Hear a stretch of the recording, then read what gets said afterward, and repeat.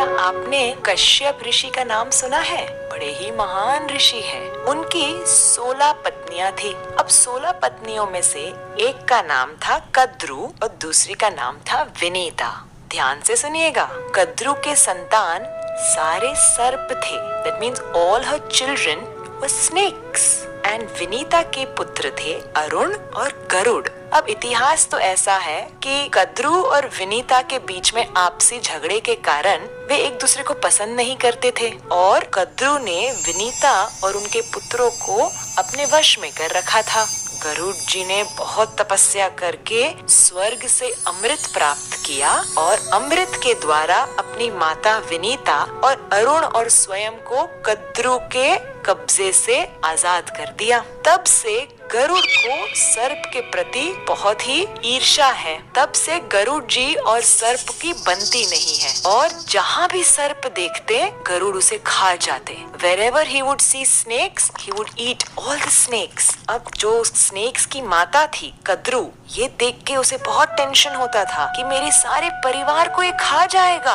कद्रु गई ब्रह्मा जी के पास। ब्रह्मा जी मेरी सहायता कीजिए, मेरी मदद कीजिए, ये गरुड़ तो सारे सर्पों को खा जाएगा, हमारा समाज समाप्त हो जाएगा, कृपया हमारी रक्षा कीजिए। अब ब्रह्मा जी गरुड़ के पास आते हैं और गरुड़ से कहते हैं, गरुड़ इतना सारा विध्वंस तुम मत करो इन सर्पों का। एक योजना बनाते हैं जहाँ हर अमावस्या पे तुम्हें एक सर्प मिल जाएगा, तुम उसे खा लेना तुम्हारे भोजन की तरह, तुम अन्य सर्पों को भयभीत मत करना। गरुड़ जी मान गए और इस योजना के अनुसार हर अमावस्या पे एक एक सर्प के परिवार से एक सर्प गरुड़ जी के पास पहुंच जाता था। अब ऐसे करते करते कालिया नाग के परिवार का टर्न आ गया। He had to send one snake to Garuda जी। कालिया ने कहा मैं नहीं भेजूंगा, मेरे परिवार से कोई सर्प नहीं जाएगा।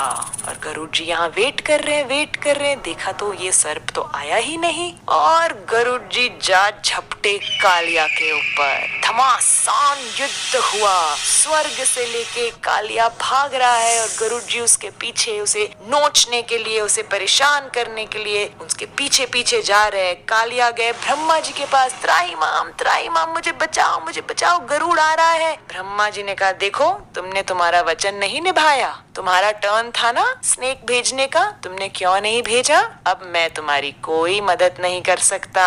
कालिया यहाँ जाए वहाँ जाए, बचाओ, कोई नहीं बचा पा रहा था और गरुड़ जी तेज गति से उसके पीछे आ रहे थे। कालिया तब अंत में जाते हैं अनंत शेष के पास जो कि बलराम जी है। त्राहिमाम रो के मुझे बचाइए।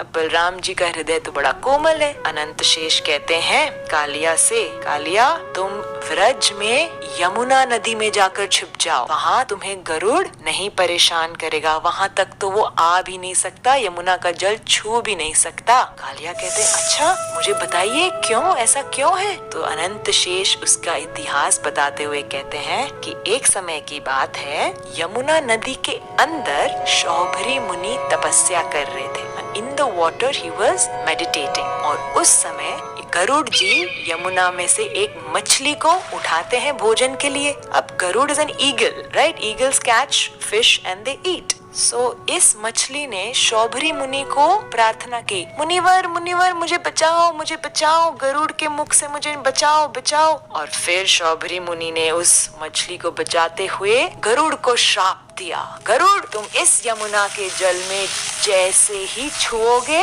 तुम्हारी मृत्यु हो जाएगी, ये मेरा श्राप है। तो इस श्राप के वजह से गरुड़ यमुना पे नहीं आ सकते। अनंत शेष कहते हैं कालिया से, जाओ कालिया अपनी पत्नियों को लेकर, बच्चों को लेकर, परिवार समाज को लेकर तुम यमुना में बस जाओ, गरुड़ तुम्हें वहाँ नहीं तंग करेगा। तो अब कालिया बसे हुए हैं यमुना के जल में। बड़ा ही अभिमानी नाग कालिया है और अपने विष से, बहुत भयानक विष से पूरे जल को दूषित करके बैठा था। कालिया सर्प के विष से बहुत परेशानी होती थी। उनके गाय जब वो जल पीते तुरंत मर जाते। अरे जल तो क्या, जब यमुना के ऊपर से पक्षियां उड़ती वे भी गिरकर मर जाती। इतना जहर, इतना भयंकर जहर उगलता था।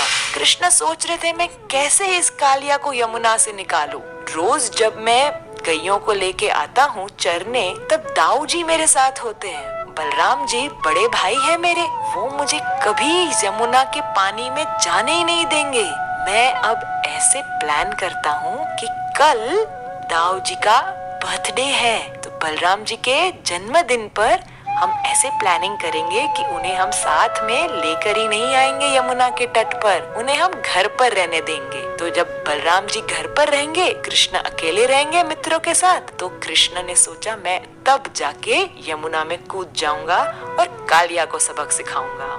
जिस दिन बलराम जी का जन्मदिन था, कृष्ण उसे छोड़कर गैयों को लेकर यमुना के तट आते हैं और वहाँ पे जैसे ही गाय वहाँ पहुँचती है, एक एक एक करके मर जाती है। सब सखाए घबरा जाते हैं, कृष्ण कृष्ण हमारी गैया को बचाओ बचाओ, पानी पीते ही मर गई, कालिया का इतना भयंकर वहाँ पे विष है, कुछ करो कन्हैया। कृष्ण वहाँ आके अपने कोमल हाथों से जब गैयों को प्रेम करते हैं तो गैया जीवित हो जाती है।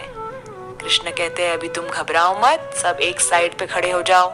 कृष्ण कदम्ब के वृक्ष पर चढ़ते हैं और धीरे धीरे एक डाली पर पहुंच के वहां से सीधे अंदर यमुना में छलांग मारते हैं। जैसे ही छलांग मारते हैं, बहुत बड़ा splash of water happens and Krishna अंदर अंदर अंदर अंदर यमुना में जाते हैं। कालिया वहां सो रहा था और इतना पानी में जब अंदर जाते हैं, there's a turbulence, there's a disturbance।